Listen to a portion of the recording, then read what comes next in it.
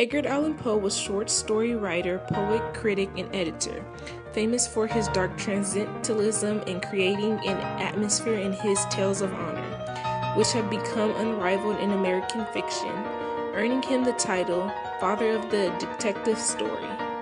As a young boy, he became inspired by his literary hero, British poet Lord Byron. By the age of 13, he wrote enough poetry to publish his first volume, writing his drafts on the backs of his foster father's old documents. He had a terrible childhood, facing much death, rejection, and abandonment, resulting in the creation of his fuel for dark writing. By the age of 3, he lost his parents and was adopted by the Allens, wealthy tobacco farmers. Though he grew close to his foster mother, his foster father was more cold to him, to the point of nonchalantly paying less than a third of his college funds when Poe attended the University of College in 1826 at the age of 17.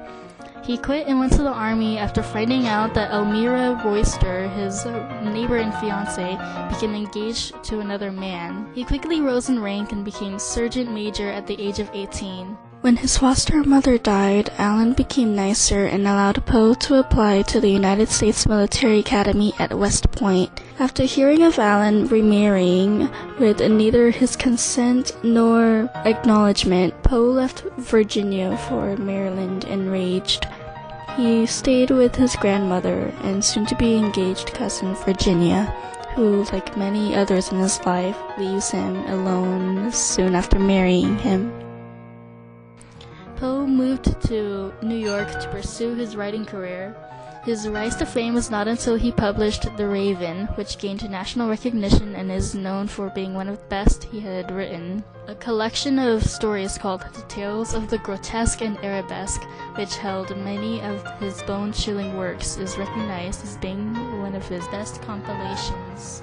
Poe explored his abilities and wrote in several essays including the philosophy of composition, the poetic principle, and the rationale of verse. He also produced another thrilling tale, the cast of Amontillado, and poems such as Utilum and the Bells. Poe even made himself enemies, which further fueled his work.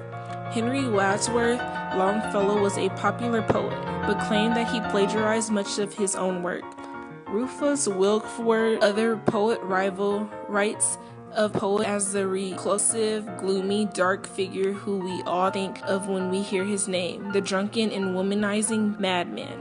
This was an attempt to make Poe less popular, but it only enhanced his popularity. Famous people he widely influenced were Jules Verne and Fyodor Dostoevsky, Sir Conan Doyle, whom without Poe would never have created Sherlock Holmes, Ray Bradbury, Charles Baudelaire, Allen Ginsberg, even the great and powerful Tim Burton, Alfred Hitchcock, and many others.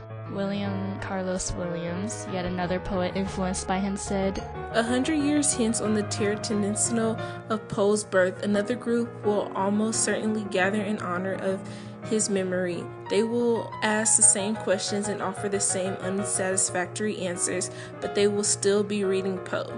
And in being read, Poe will, in a sense, still live on. Poe is also respected in France, not to mention the rest of the world, in part due to early translations by Charles Baudelaire. Baudelaire's translations became definitive renditions of Poe's work throughout Europe. Poe had an influence on cryptography beyond increasing public interest in his lifetime. William Friedman, America's foremost cryptologist, was heavily influenced by Poe. Friedman's initial interest in cryptography came from reading The Gold Bug as a child, interest he later used to put in deciphering Japan's Purple Code during World War II. Poe was able to use cryptography so well he even walked up to the government himself for a job as a code cracker. 8 of his short stories were transformed into movies. H.P. Lovecraft and Stephen King. 2 modern writers were inspired by his seemingly timeless and fantasy-like atmospheres. His work is even so poetic as to be compared to the genius of William Shakespeare, whose work is everlasting. Poe's own life was a Shakespeare tragedy. Everybody dies and rejects him until after his death, very much later to appreciate him.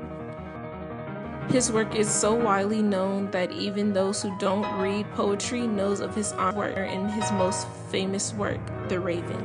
Poe's legacy remains just as popular as it did in his life at the time more than a century and a half ago. His wit and imagination had influenced so much of the American people. His diction holds so much complexity and depth, giving his work the bone-chilling emotion that keeps us up at night.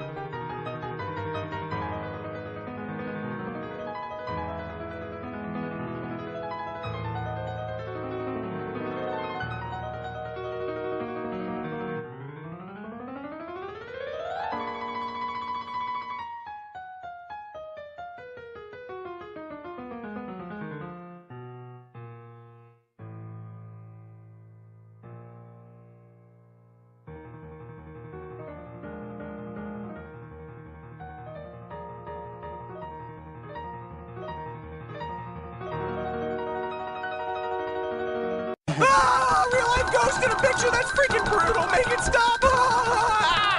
Please tell me he's just making it up. There's no way that's a real ghost. I'm just gonna have to pretend that didn't happen. Rock my baby in the treetop when the wind blows the cradle will rock. I'm scared! Turn it off! Hold me! Ghosts are scary! That was a bad idea, bad VCR, bad! I'm gonna pee my pants! This is so scary!